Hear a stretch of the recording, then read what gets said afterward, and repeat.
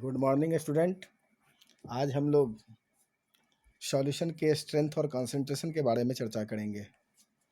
Solution के strength का मतलब ये होता है कि the weight of solute dissolve in a particular quantity of solvent और solution is called strength of solution. यानी सॉल्यूशन या सॉल्वेंट के डेफिनेट अमाउंट में सॉल्यूट का जो अमाउंट डिजॉल्व है उसी को हम लोग कहते हैं स्ट्रेंथ या कॉन्सेंट्रेशन ऑफ सॉल्यूशन। अब इसको बताने के बहुत सारे तरीके हैं, जैसे कि normality, molarity, mole fraction, mass percentage, volume percentage, ppm वगैरह वगैरह। तो एक एक करके हम लोग उनको डिस्कस करेंगे और उनसे रिलेटेड प्रॉब्लम्स देखेंगे।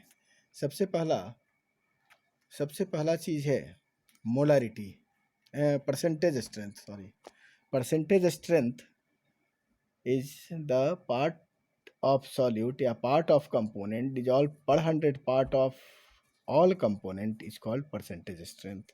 अब यह पार्ट कई तरीके से हम लोग बताते हैं, जैसे 3 तरह का परसेंटेज स्ट्रेंथ प्रचलन में है। एक है परसेंटेज बाय वेट, दूसरा है परसेंटेज बाय वॉल्यूम और तीसरा है percentage weight by volume. Percentage by weight या परसेंटेज वेट बाय वेट का मतलब ये होता है कि सॉल्यूशन के 100 ग्राम में सॉल्यूट का या किसी भी एक कंपोनेंट का कितना ग्राम डिजॉल्व है। जैसे हमने कहा कि 5% weight by weight HCl solution, that means 100 gram solution consist 5 gram HCl। ठीक इसी तरह से दूसरा जो है सो परसेंटेज बाय वॉल्यूम है। इसका मतलब ये होता है कि सॉल्यूशन के 100 मिलीलीटर में सॉल्यूट या किसी अन्य कंपोनेंट का कितना मिलीलीटर डिजॉल्व है। जैसे हमने कहा कि 5% वॉल्यूम बाय वॉल्यूम या 5% bye volume of H2SO4 solution, तो इसका मतलब ये हुआ कि 100 millilitre solution consist 5 millilitre H2SO4। तीसरा परसेंटेज का तीसरा पहलू ये है कि परसेंटेज वेट बाय वॉल्यूम। इसका मतलब ये हुआ कि सॉल्यूशन के 100 मिलीलीटर में सॉल्यूट का कितना ग्राम घुला है। जैसे 5% weight by volume HCl solution का मतलब ये हुआ कि 100 मिलीलीटर सॉल्यूशन में 5 ग्राम HCl घुला है, राइट। दूसरा तरीका सॉल्यूशन का स्ट्रेंथ बताने का दूसरा तरीका है molarity. Molarity is defined as the number of moles of solute dissolve per litre of solution.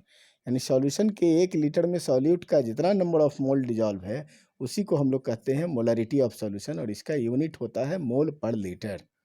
ठीक, तो इसको हम डायरेक्ट कैलकुलेट कर सकते हैं। कैसे? तो मोलारिटी बराबर number of moles of solute divided by volume of solution in litre, N/V mole per litre. Okay, अब मोलरिटी कैलकुलेट करने के बहुत सारे तरीके हैं, जैसे कि नंबर ऑफ मोल्स का एक्सप्रेशन अगर हम बता दें, जैसे नंबर ऑफ मोल्स क्या होता है, वेट बाय मॉलिकुलर वेट। तो हम कह सकते हैं कि molarity is equal to weight of solute by molecular weight of solute into 1/V in litre, volume of solution in litre.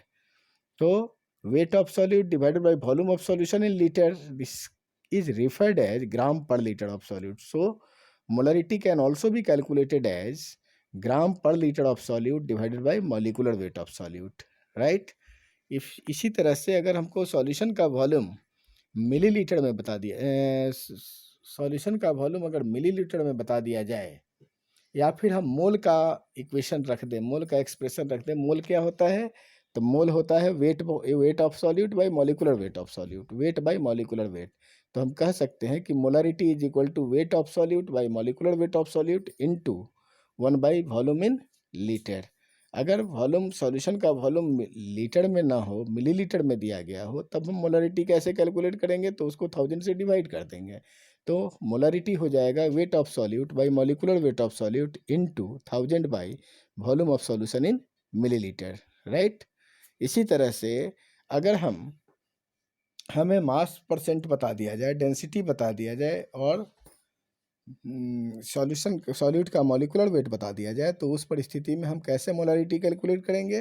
तो मोलारिटी बराबर हो जाएगा मास परसेंट गुने density into 10 by molecular weight. तो these are the different techniques for calculating the molarity of solution, but always remember the unit of molarity is mole per litre, right. Similarly this is the molarity of solution. अब इसी तरह से हमको अगर mixture का molarity निकालना हो, तो molarity number of moles by volume in litre.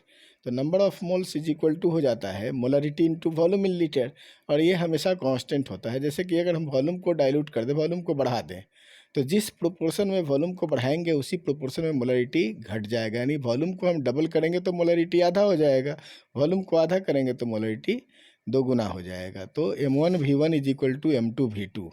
This is the molarity equation. Similarly, molarity of mixture can be calculated as कि molarity of mixture बराबर the number of moles of all sum of the number of moles of all component divided by total volume of solution. यानी M mixture is equal to M1V1 plus M2V2 plus M3V3 and so on divided by total volume of solution. So this is the molarity of mixture. So these are the different parameters by which we calculate the molarity of solution. Thank you. Okay. In next class, we will discuss about the other parameters used for expressing the strength of solution, such as molality, mole fraction, part per million, etc. Thank you.